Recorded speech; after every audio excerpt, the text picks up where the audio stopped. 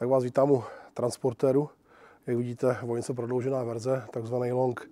Co se týče nějaké historie, Volkswagen Transporter jako velice oblíbeného užitkáče od německého výrobce, který mimo jiné teda tady tohoto auto vyrábí v Rusku, v Polsku a ještě někde úplně mimo Evropu, tak tady se jedná o T5, to znamená model, který byl na světlo světa ukázán asi v roce 2002 v polovině roku.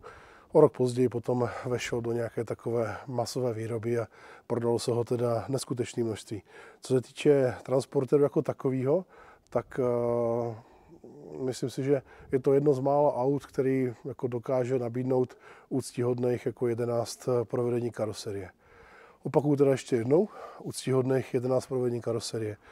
Nebavím se o tom, že vůči svojí užitečnosti nebo té užitné hodnotě, kdy v podstatě vám dokáže nabídnout ten prostor v tom interiéru o objemu snad 6 až 9 až čtvrt kubíku, tak unese v podstatě v rozmezí, vlastně záleží na té specifikaci od 750 do tuny a půl užitné nosnosti, což je taky naprosto pecka. Co se týče tažního, tak konkrétně zde tady v této variantě 2.0 TDI, tak máme 2,5 na kuli, to znamená, je to opravdu jako velice oblíbený kousek i jako u nás, co vozíme auta. Myslím si, že se s tím nestratíte. Co se týče konkrétně tady tohoto auta, tak je zde pohon vlastně čelní nápravy a pokud byste si zaplatili něco víc v té specifikaci výrobního programu, tak byste mohli mít klidně i takzvaný chytrý pohon 4Motion, který vlastně zde je úplně normální. Co se týče potom vlastně další generace, tak ta se ukázala až po roce 2015, kdy vlastně skončila výroba tady tyhle T5, nahradila to další generace označovaná T6. Co se týče motorizací, tak tady zase toho není tolik jako provedení karoserie. Co se týče benzínových verzí, které tady jsou absolutně jako zbytečný, podle mě. Pro někoho ano, pro někoho by možná mohla být zajímavá VR6, která tady je. A začíná to na obyčejným benzínovým 2 litru. Ten nás ale nezajímá. Máme tady diesel, jsme v Evropě, chceme jezdit za pár kaček a i tady tohoto auto dokáže jezdit někde pod 7 litrů spálené nafty na 100 kilometrů, což je bomba na to, jaký to je krabicoidní auto a veškerý součinitel odporu, tady jsme možná někde v mínusu. Ale jeden z těch nejlepších motorů, který tady vůbec jako je, ale je slabý, má každopádně potom ještě víc těch výkonových variant, tak je klasická 1.9 TDI, to znáte asi dneska už všichni a nemá cenu to zase omílat do kolečka, jak je to boží motor a tak dál. Proto taky nastupují ty novější generace, kterou potom máme zde vlastně, tady v tomto ročníku výroby máme tady 2-litrové TDIčko 103, spojenou s 6kW manuálem. Potom vlastně máte ještě možnost tady mít vlastně 5válcovou R5, ale tu konkrétně tady v té variantě Volkswagen T5 moc jako nechcete. Proto taky je tak levná, když si podíváte do inzerce, tak ty T5 s R5 jsou v té ceně mnohdy až o 80 000 levnější než tady tyhle 2-litrové nafty. Je to 280 000 kilometrů, jak jsem pověděl, teda 11 typů možností karoserie, celé šoupačky tam, otevírání takhle kufru a tak dál. A potom nebavím se ještě o těch speciálech, které jsou potom chlaďáky, potom jsou to sanitky, potom jsou to věci pro policejní účely a tak dále. A to už jsou potom firmy, které jsou potom jako nadstavbou nad originál vlastně VW výrobce. Co se týče teda celého auta, tak máme tady auto, které původně teda jezdilo v Česku, potom se ukázalo na Slovensku, ze Slovenska jsme to potom stáhli my a teďka to zase půjde někam dolů na Jižní Moravu, takže to auto budete běžně vídat. S tím autem jsem ještě, co se týče těch transmisí, tady teda povídám manuální 6kW, u těch slabších variant manuální 5kW, potom co se týče automatu, tak 6stupňový automat, anebo teda potom 7stupňové DSG. To je tak asi tady z toho povídání všechno. Máme tady teda ještě trojmístnou verzi a auto, jediné, na co to trpí, tak v podstatě nějaká ta koroze, ty 5V motory, zase klasické věci, které jsou prostě spojené s jakýmkoliv turbodýzlem a není to vždycky doména akorát jednoho konkrétního auta. Ty 103 se vám můžou posrat v Passatu, v Golfu, v čemkoliv prostě. Vždycky je důležité aspoň nějaká ta první poprodejní péče, kterou vlastně nabízíme my.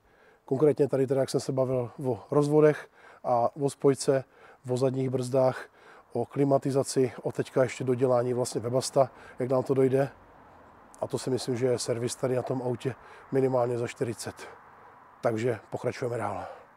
Sedačka nastavitelná, dobrý boční vedení, volant taky nastavitelný, volant hezky trojramenný. Po ruce máte volič v podstatě manuál s 6 kvaltem, starší modely nebo modely v podstatě s tou nižší kilovatáží nebo s 1.9 TDI PD, tam potom ještě vlastně měli pouze pátý rychlostní stupeň, šestka tam absentovala. Multimediální systém veškerý žádnej, originál rádio s možností vložit akorát CDčko, zase s praktickým kaslíkem. Dneska už to každý dělá tak, že vlastně si koupí kdejakýho toho nejblbějšího Číňana na AliExpressu v cenách od 1500 nahoru.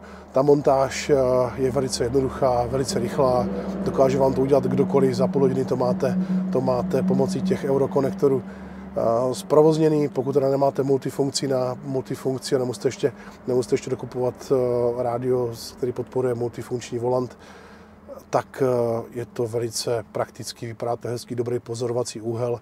Jak povídám, máte to všechno tady takhle na vrchu v tom vzorném poli. Spousta kaslíků vlastně i v tapecírongu, spousta kaslíků na té palubní desce.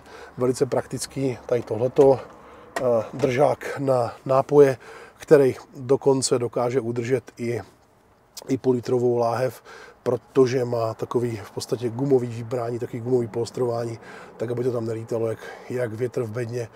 Výhled dobrý, co se týče sedáku, tak je tady v podstatě trojmístná kabina, to znamená double sedák s vlastním bezpečnostním pásem.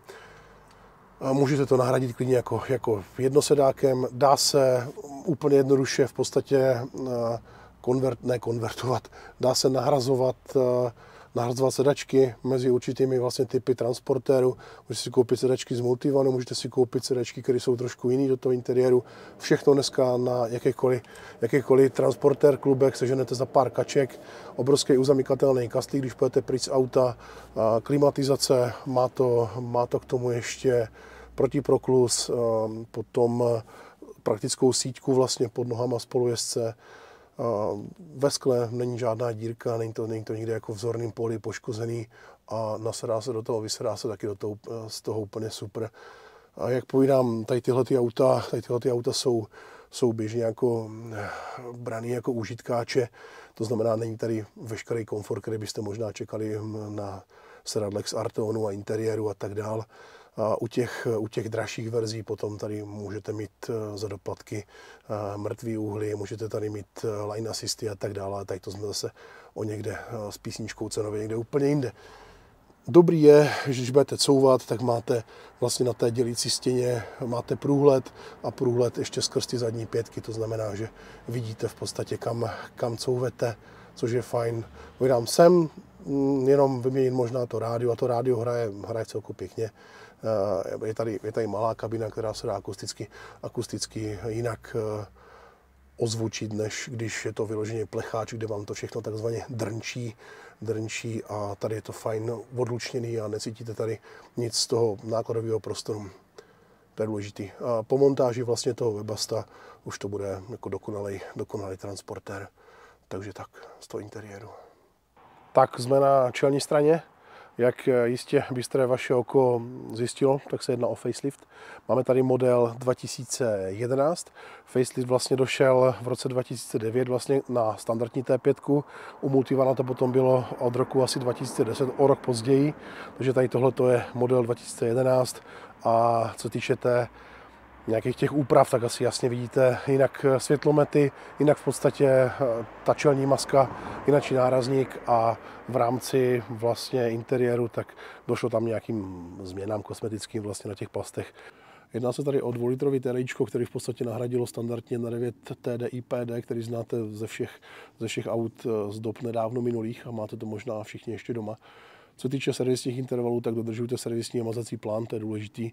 Zkraťte si intervaly, klidně i jako intervaly výměny oleje, protože opravdu nechcete v rámci trošku už třeba zhoršené funkčnosti vašeho olejového čerpadla se dostat do fáze, že se vám to bude tak lehonce zadírat a vy o to nebudete vědět. Jo?